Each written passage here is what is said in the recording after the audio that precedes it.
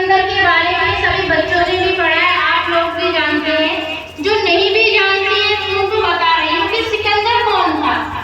बहुत बड़ा राजा था, बहुत बड़ा सम्राट था। उसने क्या नहीं जीता था, उसने सबको जीत लिया था।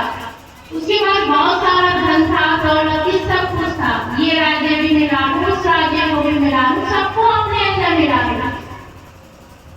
परंतु जब समय आया, जीतते जीतते एक दिन सबके पास समय आता है। जब उसका समय आया तो उसने कहा, उसके वैद्यों ने कहा कि अब तो बस अंतिम समय चल रहा है। तो उसने वैसे कहा कि मेरा एक राज्य तुम्हारे नाम हुआ, मुझे 2 दिन की मोहलत और अपनी जिंदगी की अभी मुझे जीनी है।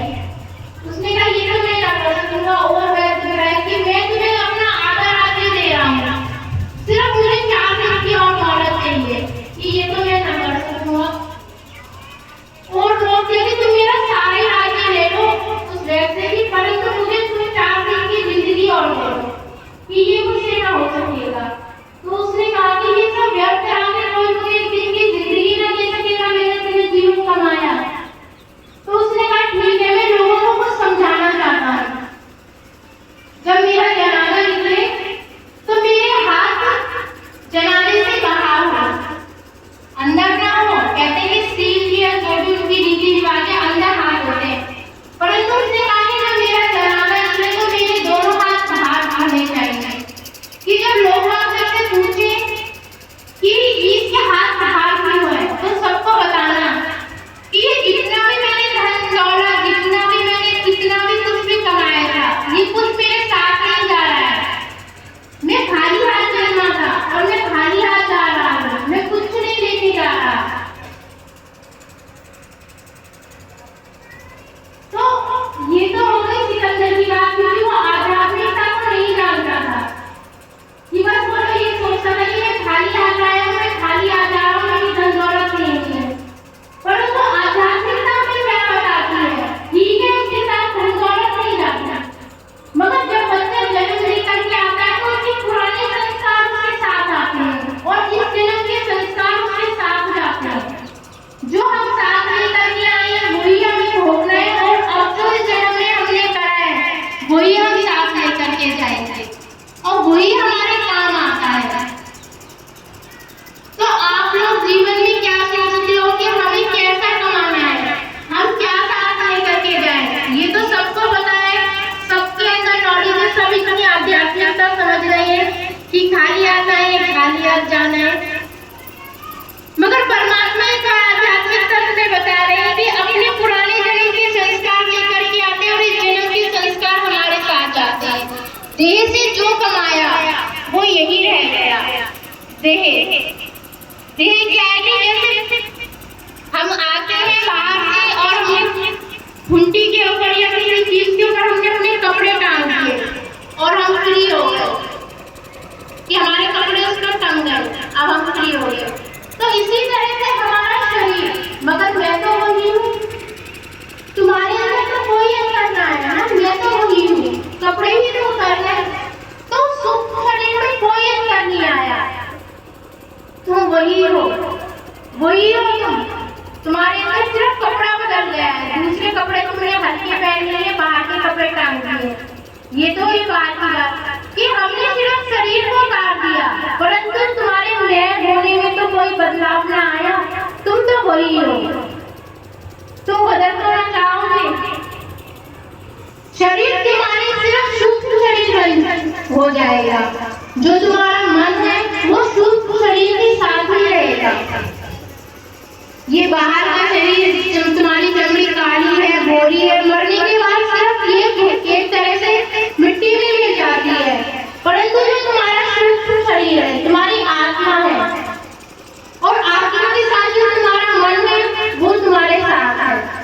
तो जो मनुष्य जैसा मरने से पहले होता है वही मरने के बाद रहता है, उसको भरोसा भी नहीं होता है। क्या तुम सोच रहे हो आदमी मर गया तो उसे विश्वास होता है कि मैं ना रहा, मैं मर गया। मरने के बाद भी आत्मा भटकती है और वो सोचती है कि मैं तो यही हूँ, और ये कौन किसके ऊपर रो रहा है, वो बहुत चिल्लाता है, चीखता है कि मेरी सुनो, मगर उसके पास सुनने वाला कोई नहीं होता है। है कि मैं तो वही हूँ, सिर्फ शरीर चला गया, बोलने वाला ये शरीर चला गया सुनने, क्योंकि जो शरीर के अंदर रह करके आत्मा बोलती है वही दूसरा शरीर सुनता है। जब चुप शरीर हो जाता है तो उसको सुनने वाला कोई नहीं होता है। तो मैं होने में कोई बदलाव नहीं है कि मैं तो वही हूँ, सिर्फ शरीर चला गया है और उस शरीर के साथ वो आत्मा चली गई है, आत्मा के साथ वो मन चला गया है, मगर मैं तो कहीं ना गया। कहने का तात्पर्य ये है कि मनुष्य को मरने के बाद तो यकीन नहीं होता है कि मैं मर गया हूँ। बहुत धीरे धीरे उसको सब्र आता है कि अब मैं इस दुनिया से, इस सृष्टि से जो मेरे पास एक परमात्मा ने वो शरीर दिया था वो मिट्टी में मिल चुका है और अब मैं रहने में कोई मेरा अस्तित्व नहीं है। मैं मर चुका हुआ जीव हूँ मगर मन मेरे साथ है। तो उसको एकदम से समझ नहीं आता, उसको 1 दिन 2 दिन 10 दिन, किसी को महीना, किसी को 2 साल, मतलब समझने में समय लगता है कि मैं मर चुका हूँ। और यदि वो आत्मा ने यदि आध्यात्मिकता का वो भजन किया होता, परमात्मा का वो सिमरन किया होता, तो उसे तुरंत समझ में आ जाता कि अब मैं मर चुका हूँ। मृत्यु सभी की होनी है। जब बचपन है, फिर जवानी है, फिर बुढ़ापा है, फिर उसके बाद मृत्यु सभी की होनी है। सभी को पता है ये क्रिया हमारे जीवन के साथ घटित होनी है। एक दिन सब बच्चा जन्मा है, फिर बड़ा हुआ है, फिर उसे सारे जीवन के कार्य किए, फिर एक दिन मृत्यु सभी की आनी है। जब सिकंदर न बच सका तो हमें भी मरना है। जब शारीरिक रूप में भगवान राम आए, कृष्ण आए, सभी को इस सृष्टि से जाना है। जब वो भी भगवान होंगे, परम सत्य रहकर वो भी इधर न रहे, कारण कुछ भी बनाओ कि उन्होंने 5 जल से समाधि ले ली। राम जी ने कृष्ण जी को भीले तीर मारा, पैर में पदम चमक रहा था, तो उनकी मृत्यु किस प्रकार हुई, द्रौपदी कैसे गई, सारे राधा की मृत्यु कैसे। तो सबकी कहानियां है कि अर्थात इसका अर्थ क्या है कि इस धरती पर जो भी जीव जन्मा है उसको मरना है। इसीलिए हम भी जन्मे तो हमें भी मरना है। मरना एक सत्य है कि हमें मरना है, मगर उस मरने में हम अपने साथ मन को तो ले जाते हैं, मगर अपने द्वारा किए गए सारे कर्म हमने दूसरों के साथ क्या क्या किया है।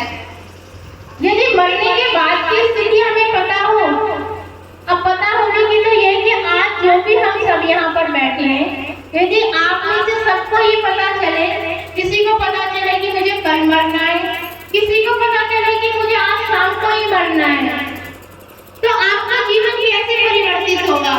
क्या आप अपना व्यवहार अपनी पत्नी से वही रखोगे, अपनी माता से वही रखोगे, या जिस पड़ोसी से तुमने पैसे ले रखे थे फिर उसको तुम सोचोगे कि अब तो मैं जा रहा हूँ, उसको चुकता न करूँ कि उससे मैं लड़ आऊंगी, कल तो मुझे मरना है, अब तो जिससे मुझे लड़ाई करनी है सबसे मैं निपट गया क्योंकि कल मुझे मरना है। यदि ये स्थिति तुम्हें पता चल जाए कि कल मुझे मरना है या आज शाम को मुझे मरना है, तो तुम्हारा जीवन बिल्कुल परिवर्तित हो जाएगा।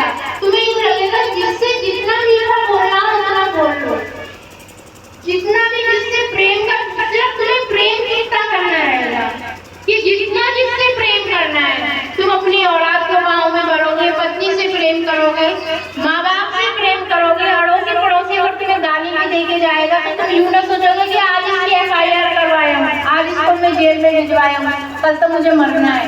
तुम हाथ जोड़ के उसके सामने खड़े हो जाओगे यदि मरने का पता चल जाए।